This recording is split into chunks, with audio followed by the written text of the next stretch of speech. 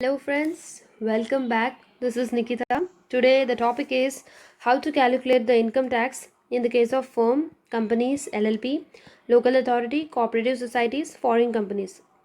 If you want to know the definition of these terms, you can watch my previous video which is related to the definition of person under the Income Tax Act, where you will find the definition of firm, company, LLP, local authority. Okay, so let's discuss. So before moving into how to calculate the tax liability of firm, LLP and local authority, you should know the slab rate. So first of all, what is meant by firm? Firm is nothing but it's equal to a partnership firm, where two or more partners join together under a firm, carry on the business under a firm name.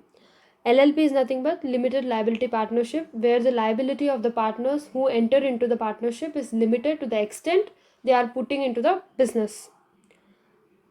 Local authority is nothing but it is an organization to meet out the common needs of a people. Like you can take an example of municipality, corporation.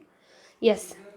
So the tax slab rate on this firm, LLP and local authority will be on the whole of the tax total income will be 30%. Let's consider as an example, total income of firm and LLP is 40 lakhs. What is the tax amount? Total income 40 lakh है. 40 लाख के ऊपर tax 30% है. 40 lakhs into 30% is 12 lakhs.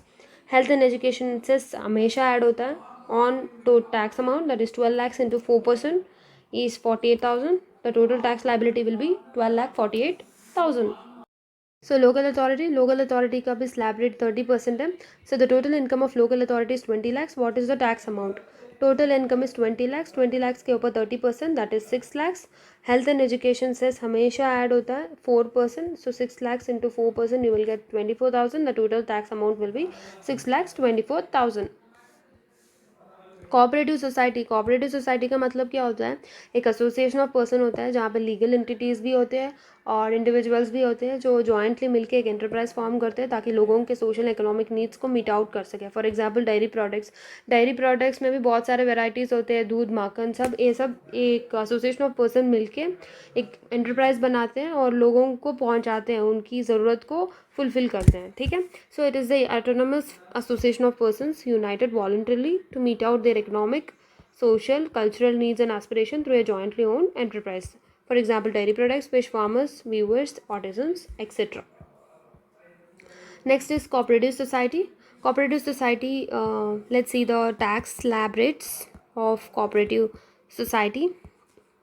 So 0 to 10,000 of total income will be 10% of slab rate, 10% of total income. So 10,000 से लेके 20,000 तक total income हुआ तो उसका 20% स्लैब रेट. मोर देन 20,000 हुआ तो 30% ऑफ स्लैब रेट. ठीक है. Let's see an example. So let's see an example of cooperative society. Total income of cooperative society is 30,000. So पहले स्लैब रेट लिख लेते हैं. टोटल इनकम आके 0 to 10,000 10%. यहाँ पे टोटल इनकम कितना है? 30,000. सो 0 to 10,000 the difference is 10,000. Slab rate is 10%. 10,000 के ऊपर 10% 1,000. The next is slab rate is 10,000 और 20,000 के इनकम के बीच में हो तो 20% स्लैब रेट होता है. So the difference between 20,000 and 10,000 is 10,000 into 20% you will gate 2,000. More than 20,000 यानी कि अपना इनकम कितना है? 30,000 है. सो 30,000 माइनस 20,000 यू विल गेट 10,000. 10,000 के ऊपर स्लैब रेट 30% है. सो 10,000 into 30% you will gate 3,000. The tax amount will be 6,000. हमेशा हेल्थ एंड एजुकेशन से ऐड होता है at the rate of 4%. 6,000 into 4% you will get 240. So total slab rate, total taxable amount कितना होगा? 6,240. So next is company. Company का slab rates कैसे आते हैं? As per the assessment year 2022-21 domestic companies होते हैं, फॉरेन कंपनीज होती हैं. डोमेस्टिक कंपनीज प्रीवियस ईयर 2017-18 के टाइम में turnover is up to 400 crores, तो फिर टैक्स स्लैब रेट आके 25% होगा. मोर देन 400 crores है तो 30% टैक्स रेट होगा. At the same time foreign companies के लिए 40% का टैक्स रेट है. So domestic company total income is 10 lakhs. So जिसका टर्नओवर 400 करोड़ से ज़्यादा है, टैक्स अमाउंट क्या है? सो टैक्स अमाउंट क्या आएगा? 10 lakhs, 30%, 3 लाख का टैक्सेबल अमाउंट आएगा. इसके ऊपर हेल्थ एंड एजुकेशन से आएगा. सो 3 lakhs के ऊपर 4% कितना होगा? 12,000 यानी कि 3,12,000 अमाउंट टोटल टैक्स लाइबिलिटी आएगा। The next is eight the same time foreign company का भी सेम वैसे ही है। 10 लाख के ऊपर 40% आएगा तो इट्स अ 4 लाख। 4 लाख के ऊपर 4%, 16,000, you will get 4,16,000 as your tax rate.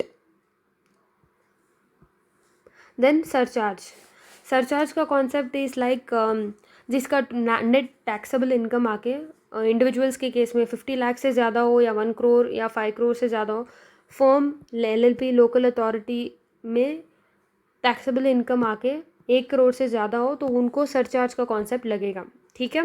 Eight the same time even companies के केस में भी लगता है। कंपनीज़ के केस में अब मोर देन 1 करोड़ है तो उनको सरचार्ज का कॉन्सेप्ट लग जाएगा। So what is the surcharge for firm LLP and local authority? Tax rate is 30% and surcharge आके 12% होगा if the net taxable income is more than 1 crore. And domestic company के case में अगर टोटल इनकम 1 करोड़ से ज़्यादा है बट अप टू 10 करोड़ है तो उनको 7%, और मोर देन 10 करोड़ का टोटल इनकम है तो उनको 12% का सरचार्ज लगेगा। Eight the same time foreign companies के लिए 2%। If the income is between 1 to 10 crore and more than 10 crore हो तो उनको सरचार्ज 5% लगेगा।